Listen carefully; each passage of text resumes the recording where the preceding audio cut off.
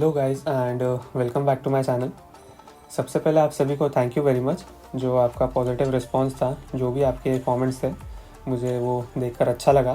And Mogambo को भी thank you मुझे शाउट आउट देने के लिए। और आज का ये वीडियो थोड़ा सा स्पेशल है। स्पेशल क्यों है, ये पूरा वीडियो आप देख लोगे तो आपको पता चल जाएगा। आज हम देखेंगे एक टूर्नामेंट का वॉर रिकैप, जो कि team Bharat versus team pushers का था। ये टूर्नामेंट का नाम है ईएच विंटर चैम्पियनशिप। तो इसमें हमारी मैच हुई थी टीम पुशर्स के साथ, जो कि अपने दोस्त भाई लोग हैं। बट क्लैश ऑफ क्लैंस का एक यूनिवर्सल रूल है, दोस्ती यारी अपने जगह और टूर्नामेंट्स एंड वॉर्स अपनी जगह। तो चलिए हम देखते हैं अटैक्स। पहला अटैक किया था मनीष ने। अब मनीष का अटैक देखते हैं। अटैक स्टार्ट करने से पहले हम बेस को अज्यूम करते हैं कि एक वॉल क्लॉक की तरह अज्यूम करते हैं, एक घड़ी की तरह। तो जैसे बेस का जो टॉप साइड वाला जो कॉर्नर है, उसको हम अज्यूम करते हैं कि 12 o'clock जहाँ पे वर्कशॉप है। फिर उसके बाद जो राइट हैंड साइड वाला कॉर्नर है जहाँ पे लेबोरेटरी है, उसको हम कंसिडर करेंगे 3 o'clock। फिर उसके बाद जो बॉटम साइड वाला कॉर्नर है जहाँ पे डार्क एलिक्सिर स्टोरेज है, उसको हम बोलेंगे 6 o'clock। एंड फिर उसके बाद जो लेफ्ट हैंड साइड में जो 6th बिल्डर हट है, वो कॉर्नर को हम कंसिडर करेंगे 9 o'clock। तो अब देखते हैं, मनीष ने अटैक किया था ब्लिज़ार्ड लावा लून के साथ। अब इसका प्लान क्या है ये देखते हैं।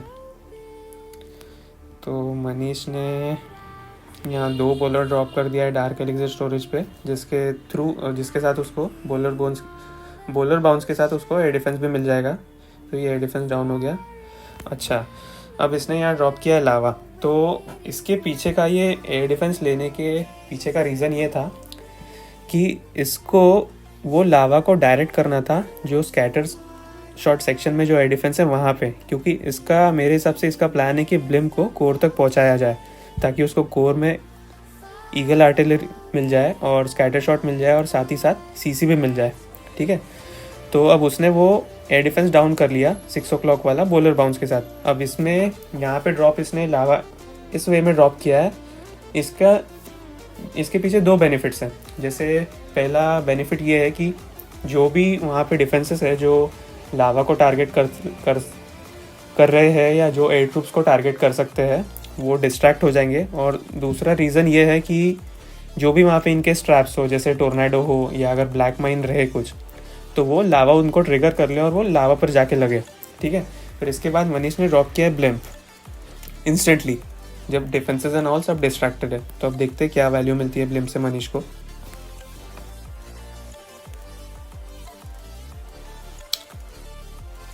ठीक है, इनविजिबिलिटी स्पेल परफेक्ट था, रेंज भी बराबर डाला। और हाँ, इसमें इनविजिबिलिटी स्पेल का मैक्सिमम जो मैक्स लेवल होता है, लेवल 4 इनविजिबिलिटी स्पेल का ड्यूरेशन होता है 4.5 सेकेंड्स। लेकिन हमने ये ट्राई करना है कि जितना जल्दी हो सके, हमें अज्यूम करना है कि 4 सेकेंड पर ही हम ड्रॉप कर दें, ताकि जो सुपर विजार्ड्स है वो मरे ना।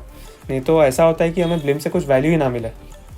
तो उसने वो पार्ट बराबर किया है। अब देखते क्या क्या मिलता है। साथ में एक्सपो और वार्डन भी आ गया, काफ़ी अच्छी वैल्यू आ गई ब्लिम के साथ। फिर इसके बाद ये मेरे हिसाब से सुसाइड हीरो करेगा मल्टी इन्फर्नो सेक्शन के लिए। तो हाँ, इसने वहाँ किंग ड्रॉप किया। फिर उसके बाद क्वीन ड्रॉप करके, क्वीन भी अंदर जानी चाहिए मल्टी इन्फर्नो सेक्शन में, आरसी से अच्छा डायरेक्ट कर दिया। तो क्वीन भी गई मल्टी इन्फर्नो सेक्शन में, ये काफ़ी अच्छी वैल्यू मिल गई। और अब ज़्यादा कुछ बचा ही नहीं है बेस में अब लावा लून के लिए।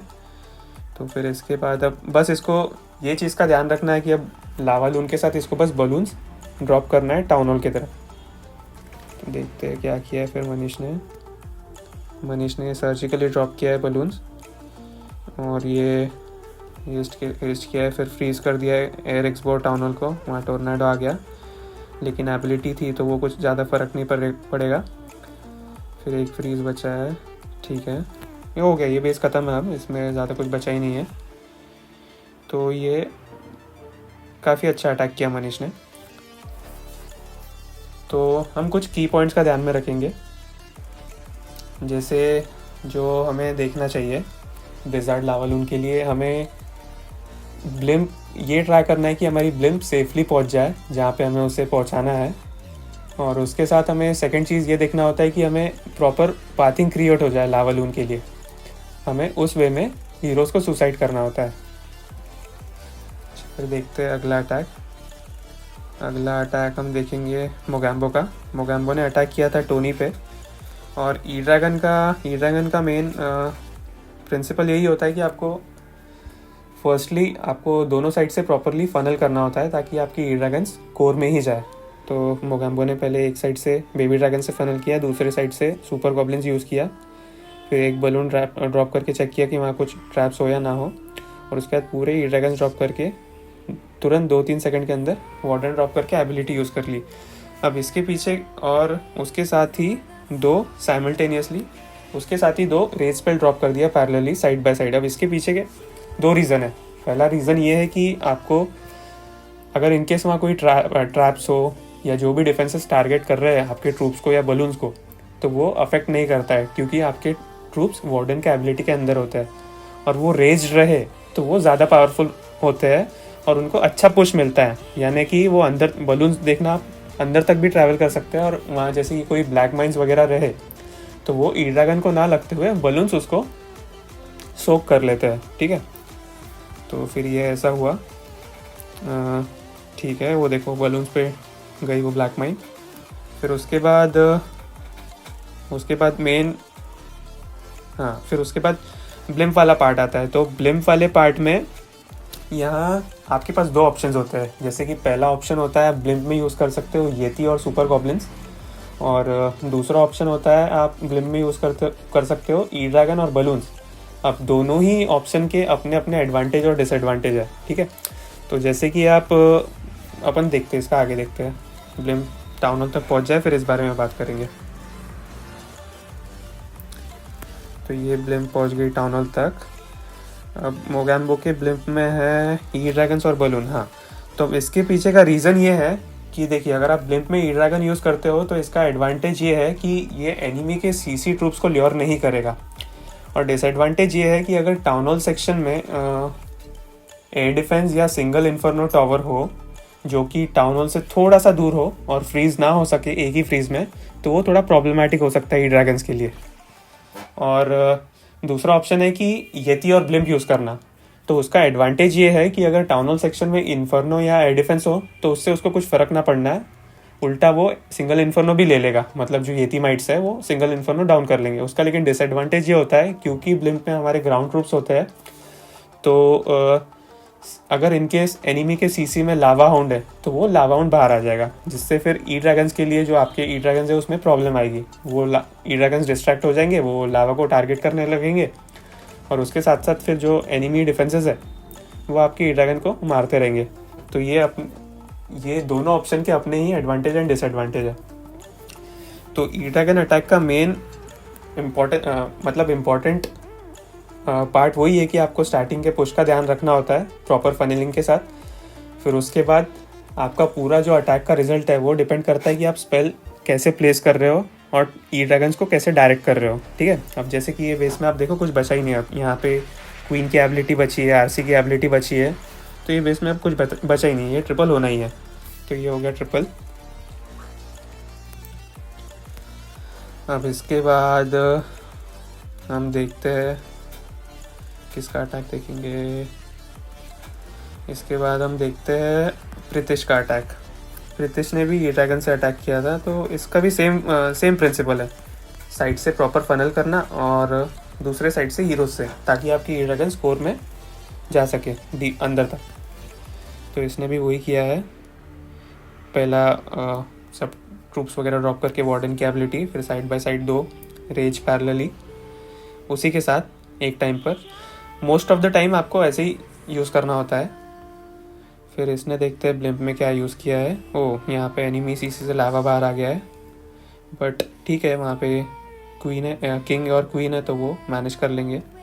अब देखिए, हाँ, अब इसके ब्लिम्प में था येतीज़ और सुपर गॉब्लिन्स। अब देखिए यहाँ पे येतीज़ और सुपर गॉब्लिन्स है, और यहाँ पे ये जो टाउन हॉल सेक्शन है यहाँ पे एक सिंगल इन्फर्नो और एयर डिफेंस है, तो ये येती माइट्स वो डाउन कर लेंगे। वो देखिए हो गया। तो अब बेस में ज़्यादा कुछ, अब देखते हैं यहाँ से आरसी ड्रॉप किया है वो एयर एक्सपो उसको लेने के लिए, और जो मेरे हिसाब से जो सिंगल इन्फर्नो है उसको लेने के लिए। तो ये आरसी वो ले लेंगे और यहाँ पे एक फ्रीज बचा ही ऑलरेडी और दोनों की एबिलिटी बची है, तो ये भी बेस गया, नहीं बच सकेगा अब। ये भी ट्रिपल हो गया। अब हम इसके बाद देखेंगे मेरा अटैक। मैंने किया था यश के ऊपर अटैक। अब यश के ऊपर मैंने कौन से आर्मी से किया था? मैंने यश के ऊपर किया था ब्लिज़ार्ड लावालून, जो कि मेरी अभी करंट पुश आर्मी है। इसमें हम देखेंगे तो ये बेस में टाउन हॉल पर उतनी प्रॉपर वैल्यू नहीं है जो ब्लिम से हमें मिलनी चाहिए, और कोर में मल्टी इन्फर्नो है जो कि बहुत प्रॉब्लमेटिक हो सकता है लावालून के लिए, मतलब जो सेकंड पार्ट होता है अटैक का। तो इसमें मैंने एम किया था कि जो मेरी ब्लिम्प है वो ये डार्क एलिक्सिर स्टोरेज के सेक्शन तक मैं लेके जाऊँ, तो उससे मुझे ईगल आर्टिलरी मिल जाए, मल्टी इन्फर्नो मिल जाए, ये वाला आरसी मिल जाए और सीसी मिल जाए, और हो सकता है सीसी के साथ वो मल्टी इन्फर्नो की भी हेल्थ थोड़ी बहुत कम हो जाए, क्योंकि जो सुपर विजार्ड की जो अटैकिंग स्टाइल है, जो मतलब उनकी स्पेशलिटी है, वो है कि वो उनकी जो चेनिंग वैल्यू रहती है उससे वो एट अ टाइम 4 बिल्डिंग को टारगेट कर सकते हैं, अगर वो बिल्डिंग्स एक टाइल के स्पेस में रहती है तो।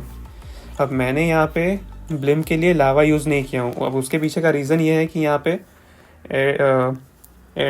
मुझे ज़्यादा डीपली ब्लिम पहुँचाना नहीं है, और यहाँ पे आर्चर टावर और एलिक्सिर कलेक्टर के बीच में एक टाइल की ही स्पेस है, तो अगर इनकेस वहाँ कुछ ब्लैक माइन, वहाँ टेस्ला तो हो नहीं सकता, अगर वहाँ ब्लैक माइन हो तो बलून्स उसको ट्रिगर कर लेंगे, तो इसलिए मैंने वहाँ पे लावा यूज़ नहीं किया।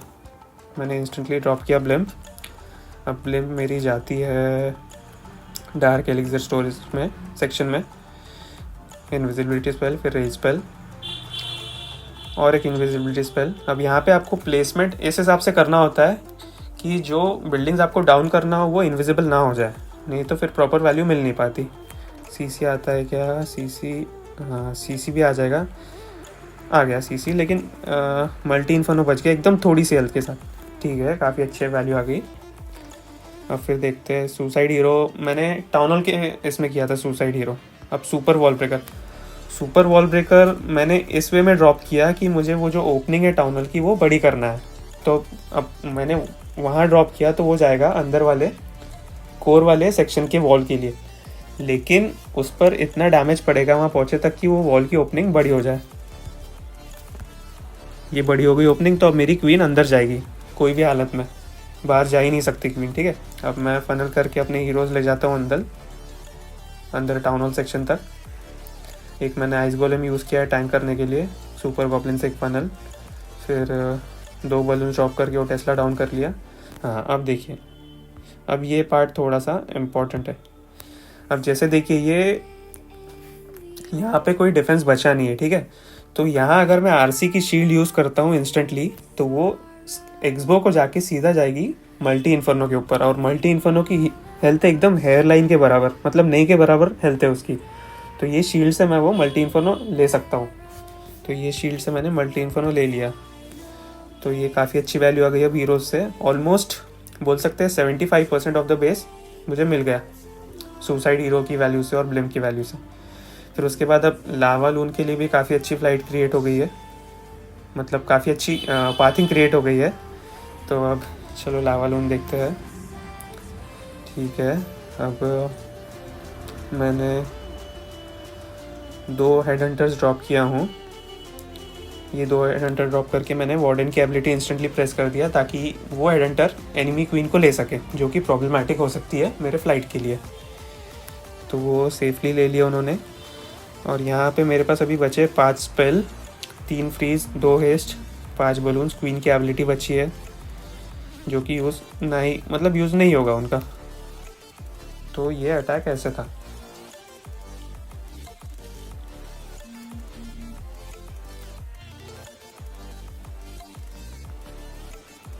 तो यहाँ पे हमने किए थे 4 ट्रिपल।